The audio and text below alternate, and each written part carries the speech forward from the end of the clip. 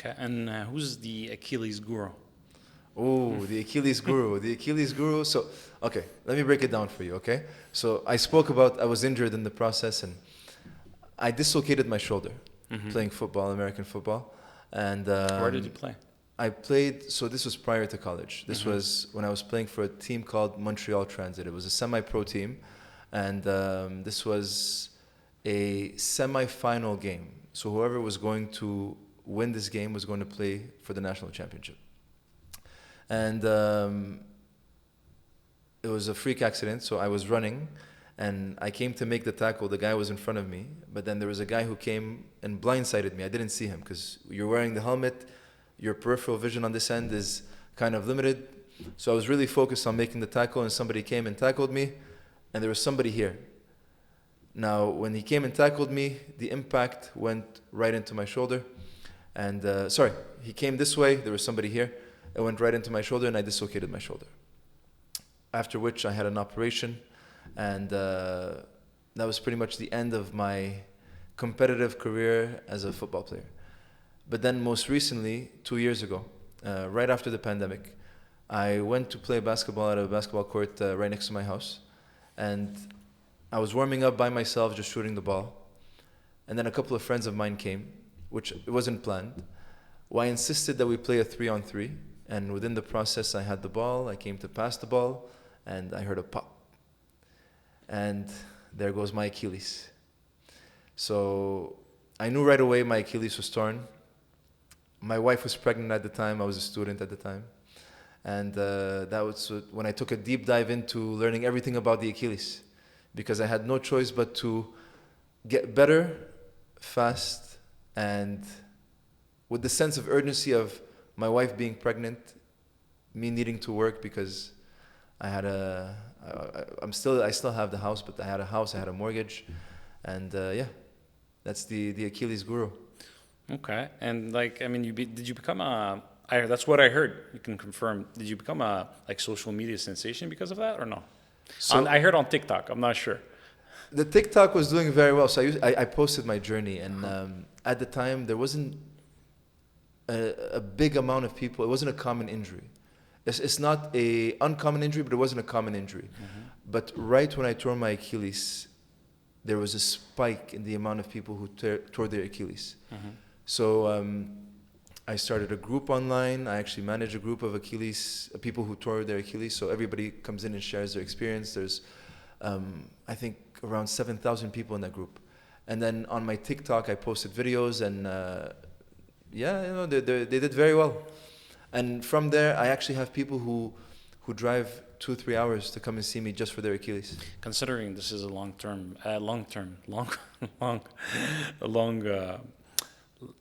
format podcast, just tell us, what's the process like? How long does it actually take? How common it is, considering you're fairly young, 33 years old. It happened 2 years ago, so you were in 31? 31, yeah. So, is it common at that age to actually tear your Achilles, and what's the actual process?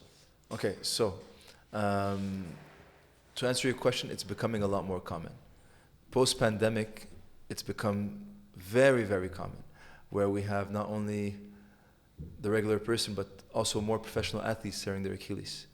And what ends up happening, you can develop a full tear or a partial tear. And that's going to change whether you have an operation or you choose a conservative rehab approach. Okay? So what they do is, this is your foot, and they put it into plantar flexion. So they push it down, right? They push your toes down. And then if the two pieces connect in the back, then you're more or less pushed towards the conservative approach, where they put you in a boot at an angle, and then you go through the process of immobilization, so you can't really use that foot, you can't really use that leg as much, and things get back together, so they form some scar tissue, and they kind of reconnect. And then from there, you start the rehab process. Whereas in my case, I had not only a tear, but it was a full tear, and when they put my foot down, there was a space between both ends, so it wasn't connected. So I wasn't given the option of a conservative approach, so I had to go surgically. Now, there's intricacies to that, where if you go surgically, you get a faster initial rehab. Because it's kind of sewn back together, there's different surgical approaches, but long story short, they sew it back together. You get a faster healing time initially. You get more swelling, possibly more complications, because whenever you cut that part, given that there's not a lot of blood flow in that area, there's risk of infections and whatnot. But what ends up happening is that you can get up on your feet a bit earlier than otherwise. But in the long term, the research has shown that there's very similar results, whether you do have a surgery or not. What's most important, I'm assuming, is the actual rehab part, right? Well, how you're basically working on healing back, the exercises you're doing, etc. Absolutely. So what I usually tell people is that when you're immobilized, you automatically lose muscle mass. So that within itself is a process within itself of making sure you're keeping a bit of activation in that muscle, keeping the blood flowing, always keeping that, we call it the RICE principle, which is rest, ice, compression, and elevation, just to help everything heal a bit while you're immobilized. But once the ankle can't take the load, the next joint in place is the knee. And if the knee can't take the load, then the next joint in place is the hip. And if the hip can't take the load, then it's the back. So it's an injury that starts at the Achilles, at the lower foot, but it transitions into the upper body. And there's so much that comes into play because as a person, you never think that you're going to have to learn how to walk twice in your life. Right? It's that difficult? For sure. How did you learn to walk the first time? I can't remember. That's exactly it.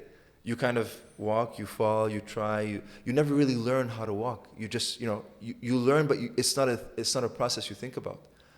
But then you have to think about learning how to walk. And all of the compensation that you've done and all of the things that you've done. And then, while you're immobilized on the left side, because it was the left side for me, thank God, because when it's on the left side, you're still able to drive. Unless you drive manual. Okay. So I was still able to drive. But your other side ends up taking the load. Mm-hmm. So you develop so many bad habits, compensations, and instabilities. And with that, when you have instability or compensations, you lead to more risk of injury. Okay. Now, considering your background, though, yes. I mean, you were able to mitigate those bad habits or compensations. Okay, can you walk us through the process itself? Ooh. All right. So it's an interesting process because usually, and this is what happened to me when I had my shoulder injury. It's not only a physical process, but it's also a mental process. So the most important thing for me was to be in check mentally, because it's so easy to fall into that rabbit hole of I've been injured, I'm immobilized, I can't move. So you end up developing what we call depression. And that's exactly what happened with my shoulder. I was, very at the top of my performance. The gym was my sanctuary. And after the injury, no more gym. I couldn't move the arm for a couple of months.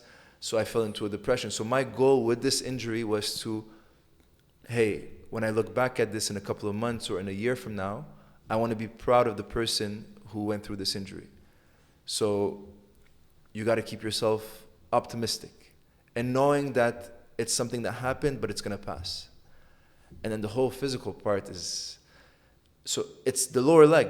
That means my quads are still good, my glutes are still good, my abs are still good, my other leg is still good, my upper body is still good. So I didn't let it take me away from being able to do physical activity. Mm-hmm. So I would change the way I would do physical activity, especially when I was immobilized and I couldn't move my lower leg. So I would train my quad, or I would keep doing contractions. I would do abs. I would do upper body workouts. So yeah, it's a long journey. It's a very long journey. And then that's when the boot is on. When the boot is off, then you have to learn how to put weight on it. How long do you keep the boot? I kept it for, I'd like to say 8 weeks. Mm-hmm. But I was aggressive in my rehab in the sense where the surgeon is the person doing the surgery, but the physical therapist is a rehab professional. So the surgeons, their goal is to is to operate on you and make sure that they don't have to operate twice. So their approach is obviously evidence-based, but it's also very conservative because they don't want you to injure yourself again. Whereas I knew my body very well. Being a physical therapist, being a kinesiologist, having my other masters, I knew my body being an athlete, you just understand your body. Nobody understands your body better than you. So I was a bit aggressive. So they recommended me to remove my boot a bit later. I removed it a bit earlier. When I was in the house and I was in an area that was safe, I would try to, just put a bit of weight on it as I was seated. You lose a lot of sensation in that lower leg because when they operate you, obviously the nerves are affected and whatnot. So there's different techniques you can do to refine stimulation in that leg. So refine sensation. So yeah. Okay. It's interesting that you mentioned twice post-COVID. So I was wondering, did you mention that for any specific reason, or do you have a theory behind it? Look, I'm not a conspiracy theorist, but in all honesty, I think it comes with a longer period of inactivity, right? With the gyms being closed, limited access to outside, limited just motivation in general. It's a period of uncertainty, and with periods of uncertainty comes like a fight or flight response in how you approach life a bit, right? So you kind of change your approach on certain things, and I ended up prioritizing work, being less active, and I think that's what a lot of people kind of did. And with the opening of outdoor parks, of physical institutes like gyms, public institutes like gym, there was a increase in physical activity after a long period of inactivity, which caused a lot of people to get injured.